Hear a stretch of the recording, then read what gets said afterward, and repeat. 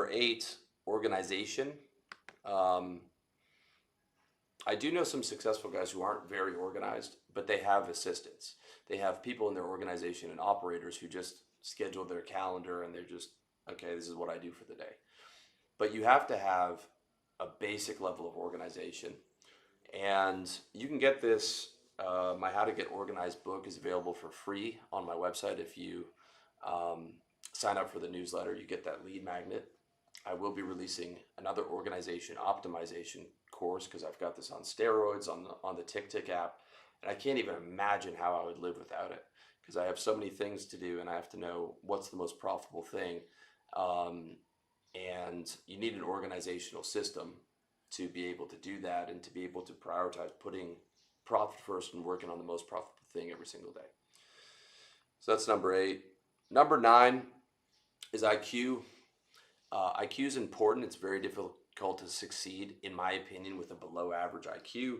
If you're 20 minutes into this video and still watching, you have at least an average IQ, if not more than likely higher than average, because low IQ people are not watching a business video of this detail 20 minutes in. And so, you know, a lot of guys that I've met who are entrepreneurs sort of thought of themselves as kind of mid IQ, and I had to remind them that maybe they got average grades in school, but they were half-assing it in school. And, you know, that's just kind of like math and science is just one discipline of intelligence. If we're talking about broad intelligence, there's strategic, there's wisdom, there's business acumen, there's all these different things. And so every successful guy that I've met is high IQ, 120 and above. I think you can be successful though with 100 or maybe a 110 IQ if someone's given you the right strategy. It's like, here, do this real estate business, take the course on and the coaching program on specific real estate businesses. Here's how to do the accounting to hire somebody. And then the guy just gets on the phone and then he just pushes it back into marketing. Then he hires sales guys. If someone's really built out the strategy for you and you've been smart enough to invest in the right strategy, you don't have to be this programmer with 140 IQ. I think there are a good amount of guys who succeeded in those verticals who were kind of average IQ, but they probably did have some more, you know, IQ in terms of business acumen, but that can be learned. But you know, people below that, you know, I hate to say it, but you know, in the military, if you have less than 85 IQ, they don't have a single job for you, even if it's just sweeping up on the ship, you know, because that's just the way it is. It's something unfortunate that a lot of people don't want to talk about, but you know, IQ is handed out differently, and it's, you know, a good part of that is if you inherited it genetically, and at the end of the day, this getting money thing is a competition, right? So you know, the guys in general, the higher it is, the more likely to succeed. But there is something to be said about a guy whose IQ is too high. Those guys tend to be more on the autism spectrum, and they can do very well in something like programming or some ultra technical field. But when it comes to sort of the interpersonal skills needed to sell and perhaps market and manage people, you know, and a lot of the time those guys are hyper focused on their little narrow thing as opposed to recognizing the game of life. You know, spirituality is number 1, health is number 2, money's number 3, because it either solves or helps with every problem. They haven't been able to focus out into sort of a broader strategic perspective and recognize that and, you know, become entrepreneur. So that's IQ. Number 10, right network. No successful guy on the planet is a lone wolf. Successful Sigma males do not exist. In my opinion, the Sigma male doesn't exist. You know, he's got mentors even if they're online, and if he's a business owner, he's got employees. therefore he is a quote unquote alpha, at least in his business. I think that whole alpha and beta thing is bullshit, by the way, because in each scenario, you're not an alpha at the airport when they've got you checking in with customs, right? Or when you're paying your taxes, but you are with your crew, with your employees.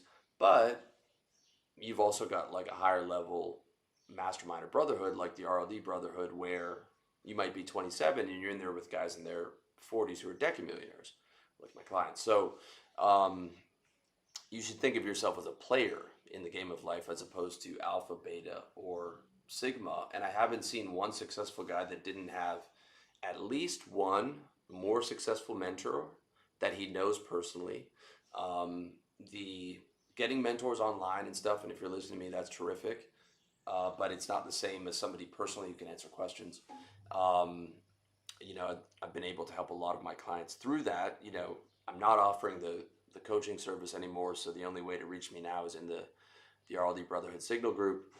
It's a lifetime membership, and we've got guys from 25 all the way up to 50, 6, 7, 8 figures, 6-figure minimum. Is what we're looking for you to get in there, because this is high level strategy to get you through the next decade and survive the reset and AI and all this shit.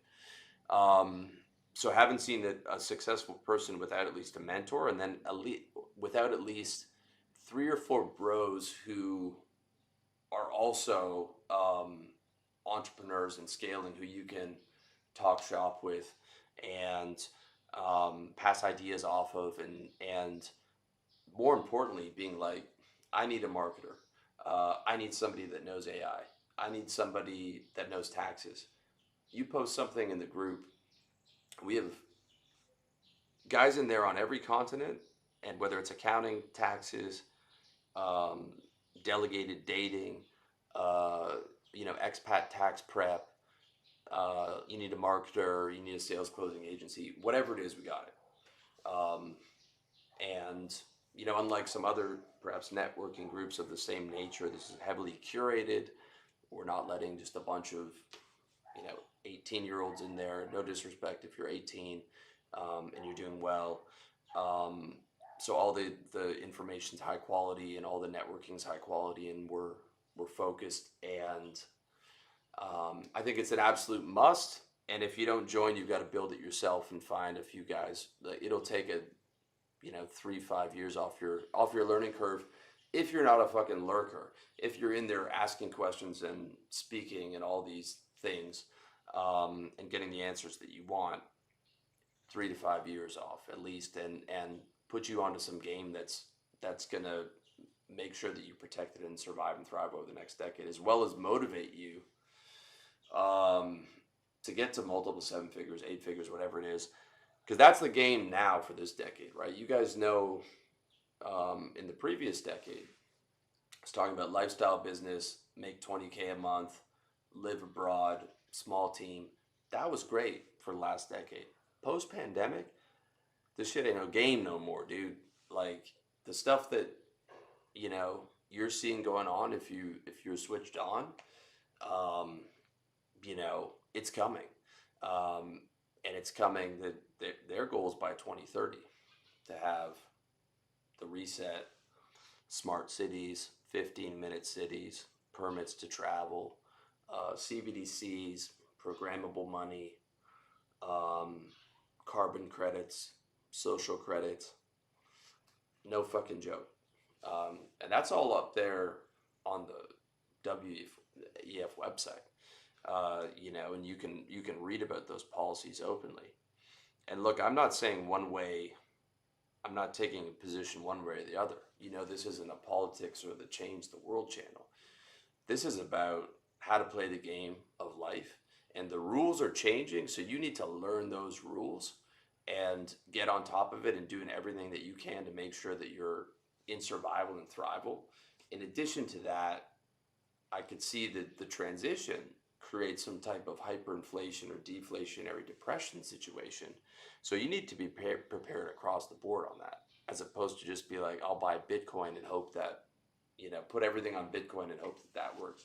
That's not a strategy. put everything in gold in Singapore vault. That's not a strategy. That's a part of a strategy. You need to make sure that you survive and thrive for sure for yourself.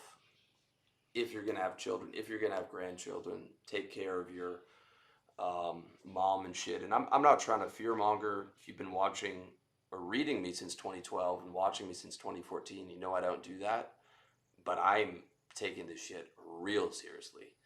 Real seriously. And I'm grinding harder than I have been in a long time across multiple businesses because I need to make sure with certainty that this is going to be handled and the financial targets have gone way up. That's the only way to know it's been handled.